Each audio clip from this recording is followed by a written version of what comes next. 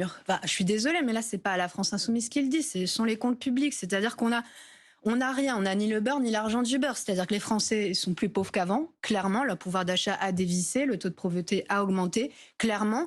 Le chômage a baissé, c'est vrai, mais là, il stagne, voire il réaugmente un peu.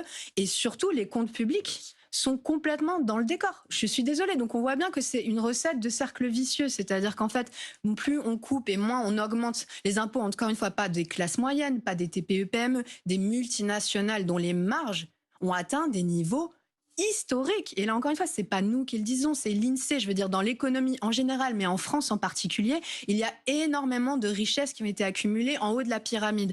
Donc, c'est simple. Soit on continue la logique de compétitivité, mais qui ne fonctionne pas. Et d'ailleurs, on n'a pas le taux de prélèvement le plus élevé d'Europe parce qu'on redistribue tellement en crédit d'impôt. Vous savez, ce sont des baisses d'impôts, ce qu'on prend en impôts aux grands groupes justement pour les attirer chez nous, qu'au final, notre taux de prélèvement sur les entreprises, il est dans la moyenne de Sur les l'OCDE. entreprises, je parle en général. Non, mais là, je ne vous parle pas d'augmenter, évidemment, les impôts des classes moyennes. Nous, dans le programme du Nouveau Front Populaire, on l'a dit qu'en dessous de 4 000 euros, ils seraient moins imposés.